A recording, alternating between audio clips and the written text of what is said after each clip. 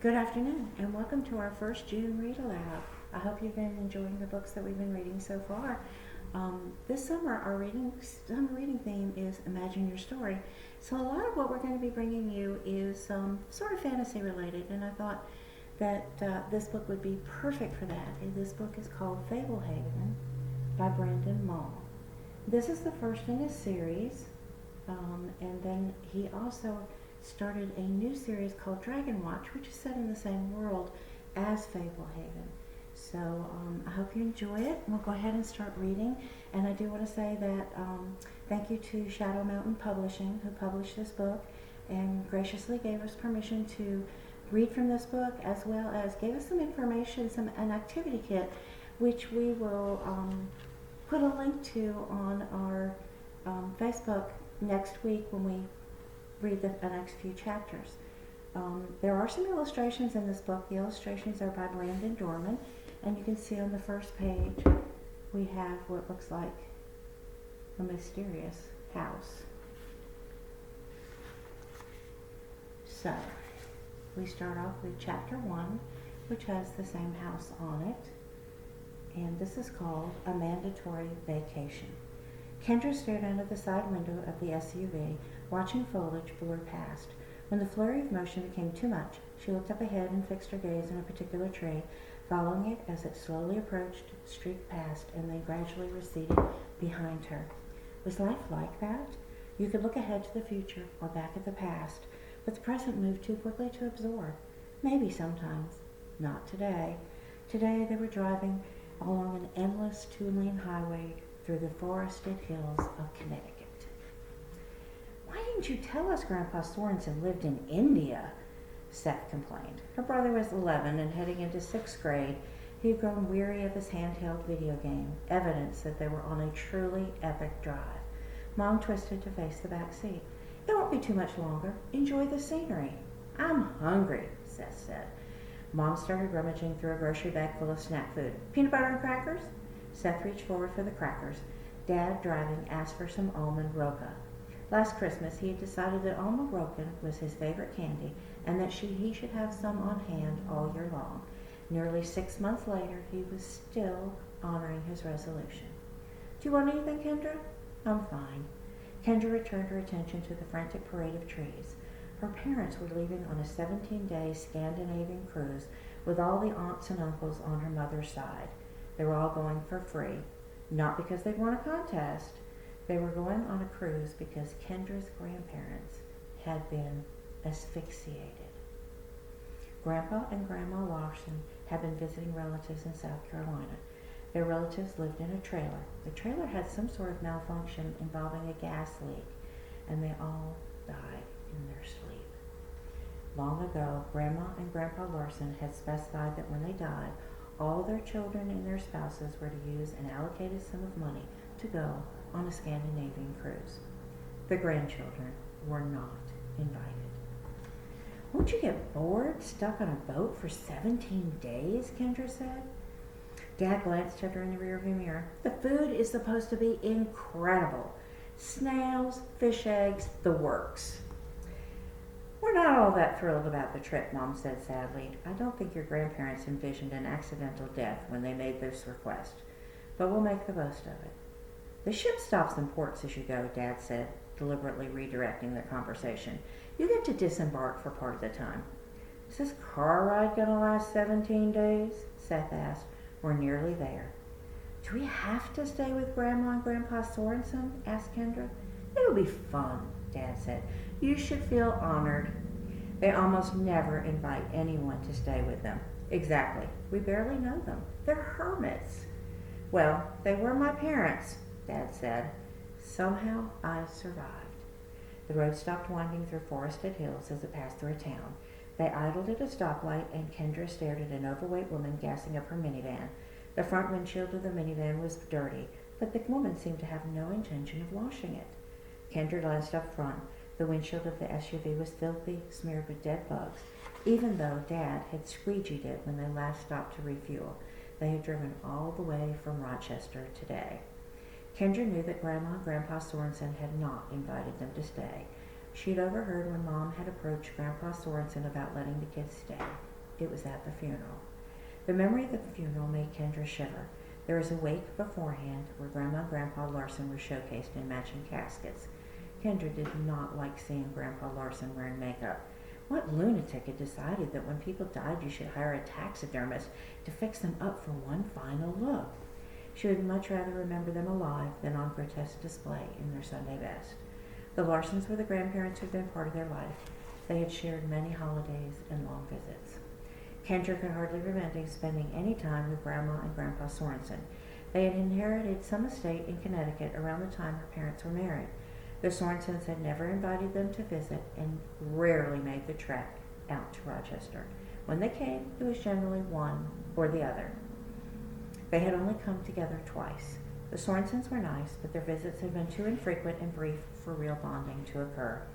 Kendra knew that Grandma had taught history at some college and that Grandpa had traveled a lot, running a small importing business. That was about it. Everyone was surprised when Grandpa Sorensen showed up for the funeral. It had been more than 18 months since either of the Sorensens had visited. He had apologized that his wife could not attend because she was feeling ill. There always seemed to be an excuse. Sometimes Kendra worried if they were secretly divorced. Toward the end of the wake, Kendra overheard Mom cajoling Grandpa Sorensen to watch the kids. They were in a hallway around a corner from the viewing area. Kendra heard them talking before she reached the corner and paused to eavesdrop. Why can't they stay with Marcy? Normally they would, but Marcy is coming on the cruise. Kendra peeked around the corner. Grandpa Sorensen was wearing a brown jacket with patches on the elbows and a bow tie. Where are Macy's kids going? To her in-laws. What about a babysitter? 2.5 weeks is a long time for a sitter. I remembered you had mentioned having them over sometime. Yes, I recall. Does it have to be late June? Why not July? The cruise is on a time frame. What's the difference? Things get extra busy around then. I don't know, Kate. I'm out of practice with children. Stan, I don't want to go on this cruise. It was important to my parents, so we're going. I don't mean to twist your arm. Mom sounded on the verge of tears. Grandpa Sorensen sighed. I suppose we could find a place to lock them up. Kendra moved away from the hall at that point. She had quietly worried about staying with Grandpa Sorensen ever since. Having left the town behind, the SUV climbed a steep grade. Then the road curved around a lake and got lost among low, forested hills. Every so often they passed a mailbox. Sometimes a house was visible through the trees. Sometimes there was only a long driveway. They turned into a narrow road and kept driving. Kendra leaned forward and checked the gas gauge. Dad, you're under a quarter of a tank. We're almost there. We'll fill up after we drop you kids off. Can't we come on the cruise? Seth asked. We could hide in the lifeboats. You could sneak us food. You kids will have much more fun with Grandma and Grandpa Sorensen, Mom said. You just wait. Give it a chance. Here we are, Dad said. They pulled off the road onto a gravel driveway. Kendra could see no sign of a house, only the driveway angling out of sight into the trees.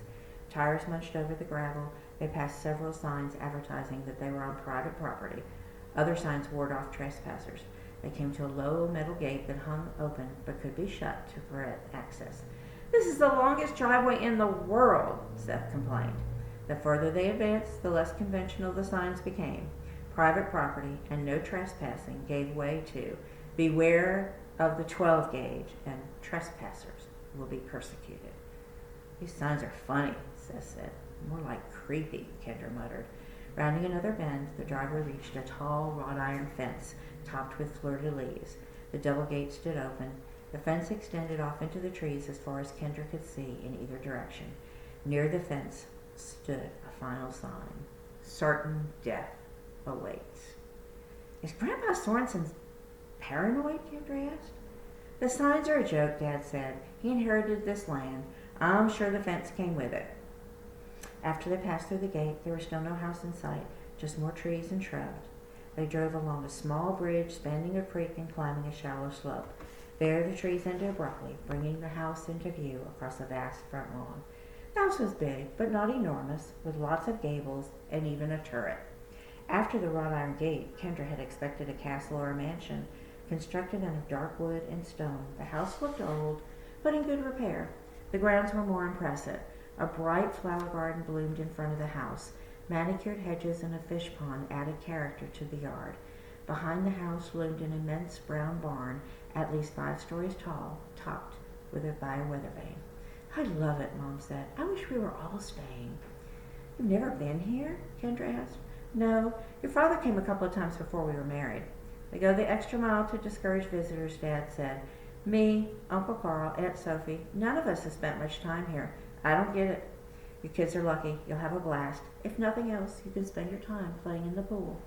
They pulled to a stop outside the garage.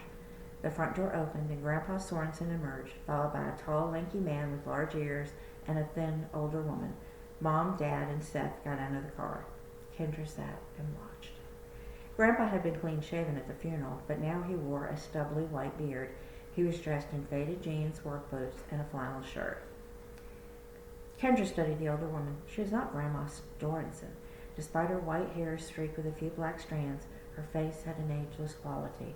Her almond eyes were black as coffee, and her features suggested a hint of Asian ancestry. Short and slightly stooped, she retained an exotic beauty. Dad and the lanky man opened the back of the SUV and began removing suitcases and duffel bags. "You coming, Kendra?" Dad asked. Kendra opened the door and dropped to the gravel. "Just place the things inside," Grandpa was telling Dad. "Dale will take them up to the bedroom." "Where's Mom?" Dad asked. "Visiting your Aunt Edna." "In Missouri?" "Edna's dying." Kendra had barely ever heard of Aunt Edna, so the news did not mean much.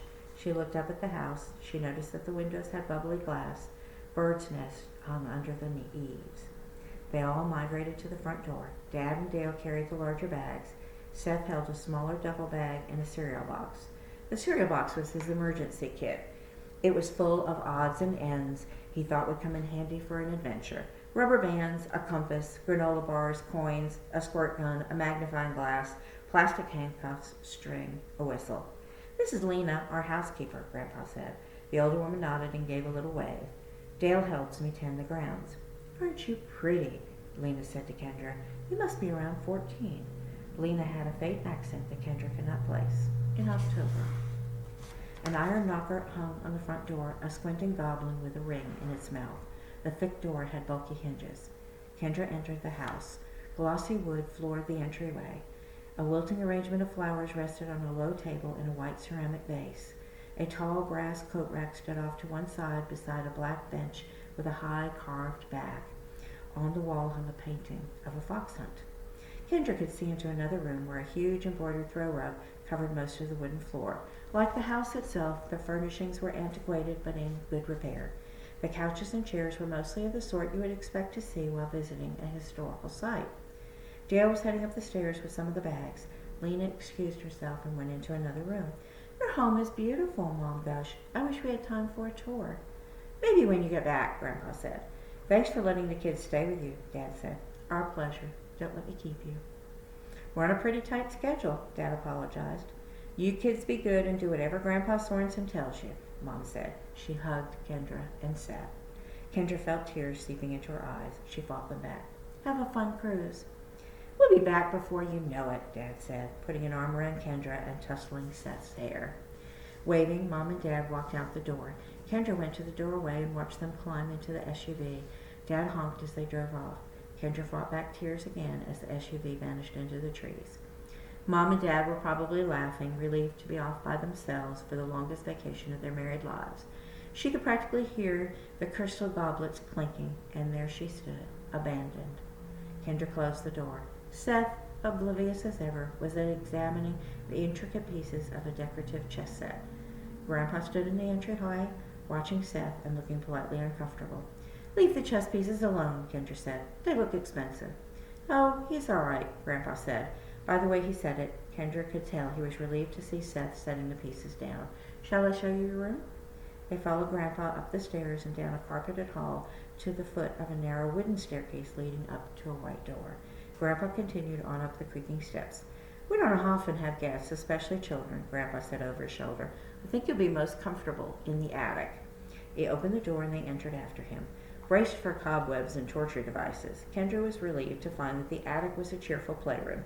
Spacious, clean, and bright, the long room had a pair of beds, shelves crowded with children's books, freestanding wardrobes, tidy dressers, a unicorn rocking horse, multiple toy chests, and a hen in a cage.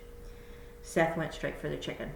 Cool. He poked a finger through the slender bars, trying to touch the orange gold feathers. Careful, Seth, Kendra warned. He'll be fine, Grandpa said. Goldilocks is more a house pet than a barnyard hen. Your grandmother usually takes care of her. I figured you kids wouldn't mind filling in while she's gone. You'll need to feed her, clean her cage, and collect her eggs. She lays eggs? Seth looked astonished and delighted. An egg or two a day if you keep her well fed, Grandpa said. He pointed to a white plastic bucket full of kernels near the cage. A scoop in the morning and another in the evening should take care of her. You want to change the lining of her cage every couple of days and make sure she has plenty of water. Every morning we give her a teeny bowl of milk. Grandpa winked. That's the secret behind her egg production. Can we ever take her out? The hen had moved close enough for Seth to strike her fingers with one finger. Just put her back afterwards. Grandpa bent down to put a finger in the cage, and Goldilocks instantly pecked at it. Grandpa withdrew his hand. Never liked me much. Some of these toys look expensive, Kendra said, standing beside an ornate Victorian dollhouse. Toys are meant to be played with, Grandpa said. Do your best to keep them in decent shape, and that will be good enough. Seth moved from the hen cage to a small piano in the corner of the room. He banged on the keys, and the notes that clanged sounded different from what Kendra would have expected. It was a little harpsichord. Consider this room your space, Grandpa said. Within reason, I'll not bother you to pick things up in here as long as you treat the rest of the house with respect. Okay, Kendra said. I also have some unfortunate news. We're in the height of tick season. You kids ever heard of Lyme disease? Seth shook his head. I think so, Kendra said. It was originally discovered in the town of Lyme, Connecticut, not too far from here. You catch it from tick bites. The woods are full of ticks this year. What does it do? Seth asked. Grandpa paused for a solid moment. Starts out as a rash. Before long, it can lead to arthritis, paralysis, and heart failure. Besides, disease or no, you don't want ticks burrowing into your skin to drink your blood. You try to pull them off, and the head detaches. Hard to get out. That's disgusting, Kendra exclaimed. Grandpa nodded grimly. They're so small you can hardly see them, at least until they fill up on blood. Then they swell to the size of a grape. Anyhow, the point is, you kids are not allowed to enter the woods under any circumstances. Stay on the lawn. Break that rule, and your outdoor privileges will be revoked. You understand one another? Kendra and Seth nodded. You also need to keep out of the barn. Too many ladders and rusty old pieces of farm equipment. Same rules apply to the barn that apply to the woods. Set foot in there, and you'll spend the rest of your stay in this room. Okay, Seth said, crossing the room to where a little easel stood on a paint-spattered tarp. A blank canvas rested on the easel. Additional blank canvases rested against a wall nearby, beside shelves stocked with jars of paint. Can I paint? I'm telling you twice. You have the run of this room, Grandpa said. Just try not to destroy it. I have many chores to attend to, so I may not be around much. There should be plenty of toys and hobbies here to keep you busy. What about a TV? Seth asked. No TV or radio, Grandpa replied. Rules of the house. If you need anything, Lena will never be far. He indicated a purple cord hanging against the wall near one of the beds. Tug the cord if you need her. In fact, Lena will be up with your supper in a few minutes. Won't we eat together? Kendra asked. Some days. Right now I need to visit the East Hayfield. May not be back until late. How much land do you own? Grandpa smiled. More than my share. Let's leave it at that. I'll see you kids in the morning. He turned to leave and then paused, reaching into his coat pocket. Turning back, he handed Kendra a teeny key ring holding 3 miniature keys of varying sizes. Each of these keys fits something in this room. See if you can figure out what each unlocks. Grandpa Sorensen walked out of the room, closing the door behind him. Kendra listened as he descended the stairs. She stood at the door waiting, and then gently tried the handle. It turned slowly. She eased the door open, peered down the empty stairway, and then closed it. At least he had not knocked them in. Seth had opened a toy chest and was examining the contents. The toys were old-fashioned but in excellent condition. Soldiers, dolls, puzzles, stuffed animals, wooden blocks. Kendra wandered over to a telescope by a window. She peered into the eyepiece, positioned the telescope to look through a window pane, and began twisting the focus knobs. She could improve the focus, but couldn't get it quite right. She stopped fiddling with the knobs and examined the window. The panes were made of bubbly glass, like those in the front of the house. The images were being distorted before they reached the telescope. Fastening a latch, Kendra pushed the window open. She had a good view of the forest east of the house. illuminated by the golden hues of the setting sun. Moving the telescope closer to the window, she spent some time mastering the knobs, bringing the leaves on the trees below into crisp focus. "Let me see," Seth said, who was standing beside her. "Pick up those toys first." A mess of toys lay piled near the open chest. "Grandpa said we can do whatever we want in here, without making it a disaster. You're already wrecking the place." "I'm playing. This is a playroom. Remember how Mom and Dad said we need to pick up after ourselves?" "Remember how Mom and Dad aren't here?" "I'll tell." "How? Stick a note in a bottle? You won't even remember by the time they get back." Kendra noticed a calendar on the wall. "I'll write it on the calendar." "Good. And I'll look through the telescope while you do that. This is the one thing in the room I was doing. Why don't you find something else?" "I didn't notice the telescope. Why don't you share? Don't Mom and Dad also tell us to share?" "Fine," Kendra said. "It's all yours, but I'm closing the window. Bugs are coming in." "Whatever." She shut the window. Seth looked into the eyepiece and started twisting the focus knobs. Kendra took a closer look at the calendar. It was from 1953. Each month was accompanied by an illustration of a fairyland place, a fairyland palace. She turned the calendar to June. Today was June 11th. The days of the week did not match up, but she could still count down to when her parents would return. They would be back June 28th. "This stupid thing won't even focus," Seth complained. Kendra smiled. Chapter 2. Picture again. Collecting clues. The next morning, Kendra sat at breakfast across from her grandfather. A wooden clock on the wall above him read 8:43. Reflected sunlight flashed in the corner of her eye. Seth was using his butter knife to bounce sun rays. She was not seated close enough to the window to retaliate. "Nobody likes the sun in their eyes, Seth," Grandpa said. Seth stopped. "Where's Dale?" he asked. "Dale and I got up a few hours ago. He's not working. I'm just here to keep you company on your first morning." Lena set a bowl in front of Seth and another in front of Kendra. "What's this?" Seth asked. "Cream of wheat," Lena replied. "Sticks to your ribs," Grandpa added. Seth probed the cream of wheat with his spoon. "What's in it? Blood?" "Berries from the garden and homemade raspberry preserves," Lena said, placing a platter on the table containing toast, butter, a pitcher of milk, a bowl of sugar, and a bowl of jam. Kendra sampled the cream of wheat. It was delicious. The berries and raspberry preserves sweetened it to perfection.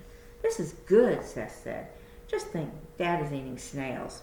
"You kids remember the rules about the woods?" Grandpa said. "And to stay under the barn," Kendra said. "Good girl. There's a swimming pool out back that we got ready for you. All the chemicals are balanced and whatnot. There are gardens to explore.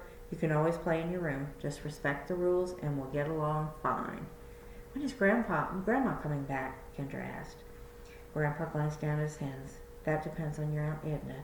Could be next week, could be a couple of months." "Good thing Grandma got over her illness," Kendra said. "Illness?" "The one that she kept her from going to the funeral." "Right, yeah. She was still a little under the weather when she left for Missouri. Grandpa was acting a little peculiar." Kendra wondered if he was uncomfortable around children. "I'm sad we missed her," Kendra said. "She's sorry, too. Well, I better be off." Grandpa had not eaten anything. He pushed his chair back, stood up, and stepped away from the table, rubbing his palms against his jeans. "If you swim, don't forget to sunblock. I'll see you kids later." "At lunch?" Seth asked. "Probably not until supper. Lena will help you with anything you need." He left the room.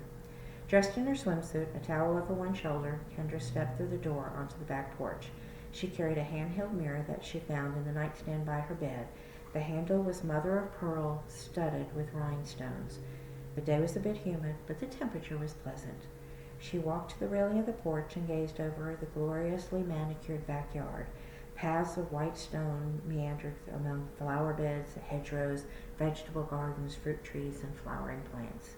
Tangled grapevines curled along suspended lattices. All the flowers seemed to be in full bloom. Kendra had never seen such brilliant blossoms. Seth was already swimming. The pool had a black bottom, and it was fringed with rocks to make it seem like a pond. Kendra hurried down the steps and started down a path toward the pool. The garden teemed with life. Hummingbirds darted among the foliage, wings nearly invisible as they hovered. Huge bumblebees with fuzzy abdomens buzzed from one blossom to another. A stunning variety of butterflies fluttered about on tissue paper wings. Kendra passed a small, waterless fountain featuring a statue of a frog. She paused as a large butterfly alighted on the rim of an empty bird bath. It had huge wings, black, blue, and violet. She had never seen such a butterfly with vivid coloring. Of course, she had never visited a world-class garden. The house was not quite a mansion, but the grounds were fit for a king. No wonder Grandpa Sorensen had so many chores. The path finally deposited Kendra at the pool.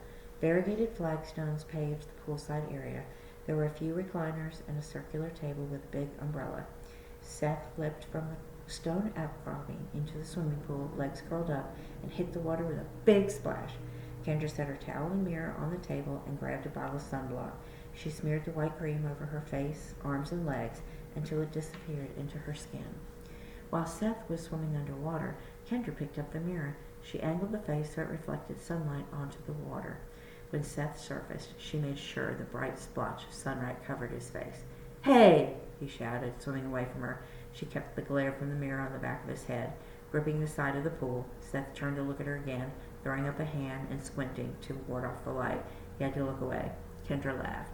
"Cut it out," Seth called. "You don't like that? Quit it. I won't do it anymore. Grandpa already yelled at me." Kendra set the mirror on the table. "That mirror's a lot brighter than your butter knife.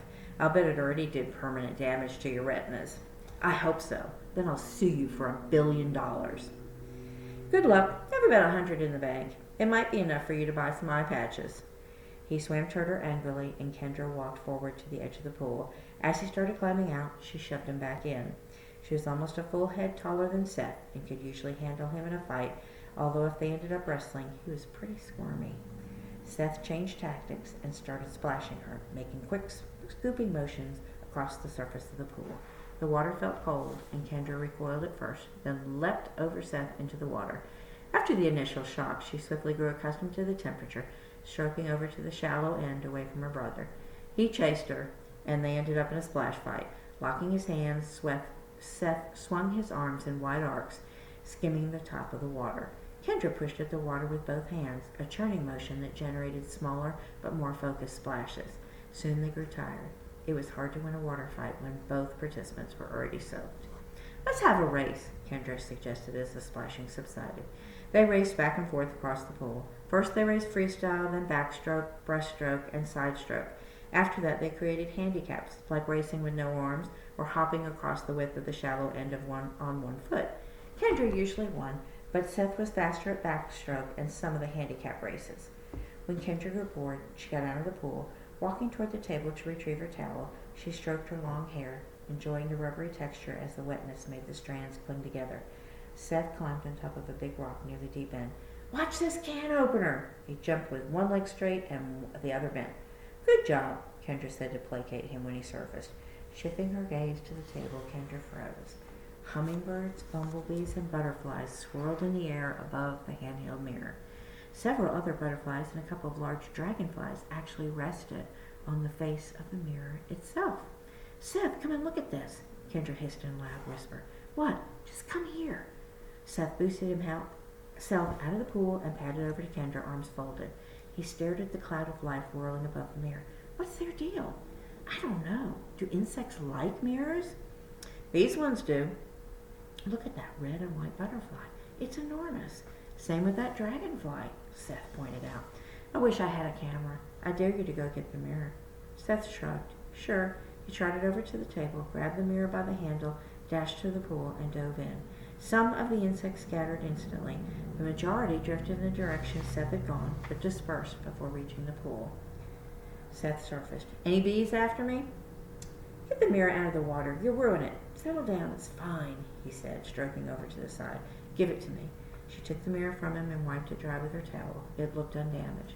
"Let's try an experiment." Kendra placed the mirror face up in a lounge chair and backed away. "Think they'll come back?" "We'll see."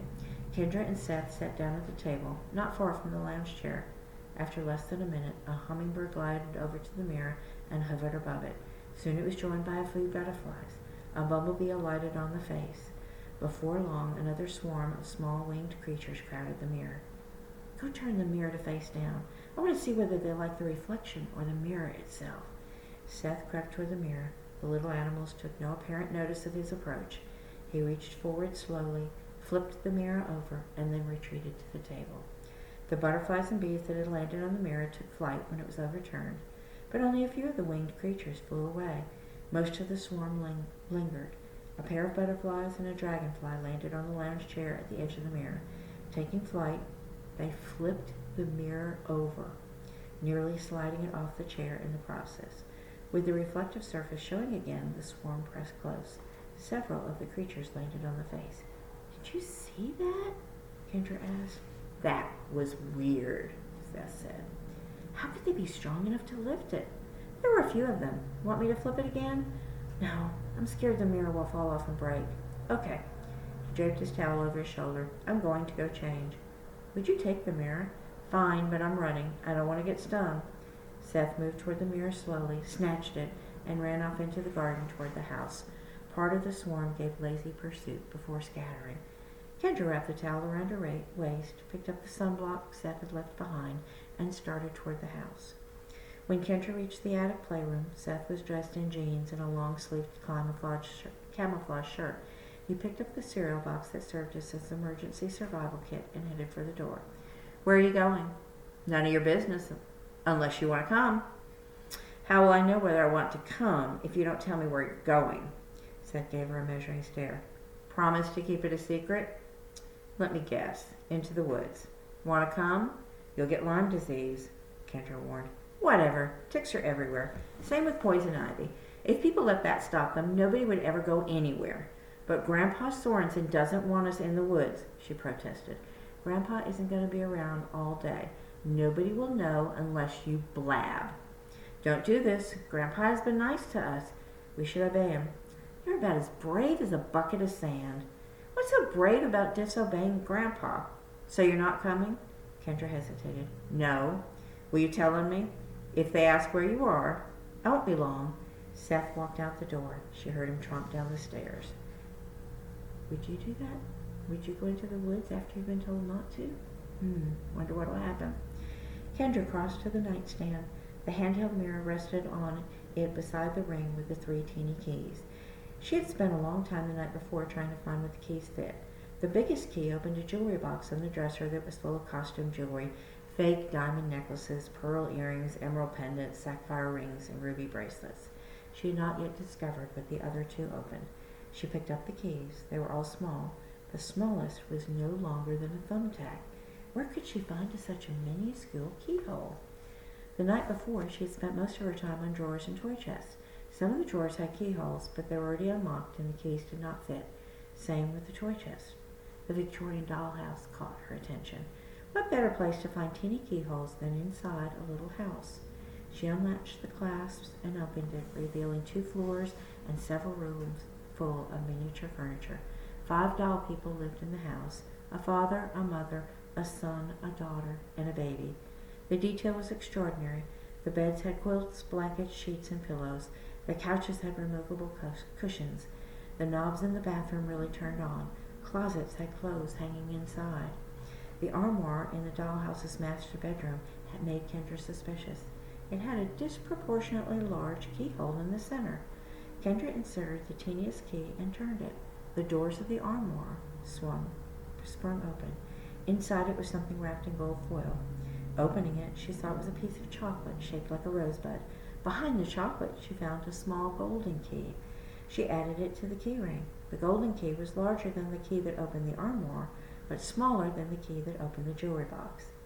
Kendra took a bite of the chocolate rosebud. It was soft and melted in her mouth. It was the richest, creamiest chocolate she had ever tasted it. She finished it in 3 more bites, savoring each mouthful. Kendra continued scouring the teeny house, investigating every piece of furniture, searching every closet, checking behind every miniature painting on the walls. Finding no more keyholes, she closed the dollhouse and fastened the clasp. Scanning the room, Kendra decided where to look next. 1 key left, maybe 2 if the golden key also opened something. She had been through most of the items in the toy chest, but she could always double check. She had searched through the drawers in the nightstands, dressers, and wardrobes thoroughly, as well as the knickknacks on the bookshelves. There could be keyholes in unlikely places, like under the clothes of a doll or behind a bedpost. Kendra ended up beside the telescope. Improbable as it seemed, she checked for keyholes. Nothing. Maybe she could use the telescope to locate Seth. Opening the window, she noticed Dale walking along the lawn at the outskirts of the wood. He was carrying something in both hands, but his back was to her, impeding a view of what he held. He stooped and set it down behind a low hedge, which continued to prevent her from seeing the object. Dale walked off at a brisk pace, glancing around as if to ensure nobody was spying, and soon passed out of view. Curious, Kendra lunged downstairs and out the back door. Dale was nowhere in sight. She trotted across the lawn to the low hedge beneath the attic window. Grass continued for about 6 feet beyond the hedge before stopping abruptly at the perimeter of the forest. On the grass behind the hedge rested a large pie tin full of milk. An iridescent hummingbird hung suspended over the pie tin, wings a faint blur. Several butterflies flitted around the hummingbird. Occasionally one would descend and splash in the milk. The hummingbird flew away, and a dragonfly approached. It was a smaller crowd than the mirror had attracted, but there was much more activity than Kendra would have expected around a small pool of milk. She watched as the variety of teeny winged animals came and went, feeding from the pie tin. Did butterflies drink milk? Did dragonflies? Apparently so. It was not long before the level of milk in the pie tin had markedly fallen. Kendra looked up at the attic, at only 2 windows facing both the same side of the house. She visualized the room behind those gabled windows and suddenly realized the playroom consumed only half the space the attic should fill. Abandoning the tin of milk, she walked around to the opposite side of the house. On the far side was a second pair of attic windows. She was right. There was another half to the attic. But she knew of no other stairway granting access to the uppermost story, which meant there might be some sort of a secret passageway in the playroom. Maybe the final key unlocked it. Just as she decided to return to the attic and search for a hidden door, Kendra noticed Dale coming from the direction of the barn with another pie tin. She hurried toward him. When he saw her coming, he looked temporarily uncomfortable and then put on a big smile. "What are you doing?" Kendra asked. "Just taking some milk to the house," changing direction a bit. He had been heading toward the woods. "Really? Why'd you leave that other milk behind the hedge?" "Other milk?" He could not have looked more guilty. "Yeah, the butterflies were drinking it." Dale was no longer walking. He regarded Kendra shrewdly. "Can you keep a secret?" "Sure." Dale looked around as if someone might be watching. "We have a few milking cows. They make plenty of milk, so I put out some of the excess for the insects. Keeps the garden lively." "Why is that a secret?" "Not sure your grandfather would approve. Never asked permission. He might consider it wasteful." "Seems like a good idea to me. I noticed all the different kind of butterflies in your garden, more than I've ever seen, plus all the hummingbirds." He nodded. "I like it. Adds to the atmosphere." "So you weren't taking that milk to the house?" No. The milk hasn't been pasteurized. Full of bacteria. You could catch all sorts of diseases. Not fit for people. Insects, on the other hand, they seem to like it best this way. You won't spoil my secret?" "I'll keep quiet." "Good girl," he said with a conspiratorial wink. "Where are you putting that one?" "Over there." He jerked his head toward the woods. "I set a few on the border of the yard every day." "Does it spoil?" "I don't leave it out long enough. Some days the insects consume all the milk before I collect the pans. Thirsty critters." "See you later, Dale. You seen your brother hereabout?" "I think he's in the house." "That so?" She shrugged. "Maybe." Kendra turned and started toward the house. She glanced back as she mounted the stairs to the rear porch. Dale was placing the milk behind a small round bush. So that's the end of our reading today. Next week we'll start on chapter 3, and we'll go back to Seth and see what happens with him going into the woods. And I wanted to remind you that since it is June, our summer reading will begin this week. So we encourage you to either go to our website and sign up on our Read Squared web area, or you can come into the library and sign up. And thanks for listening, and have a great afternoon.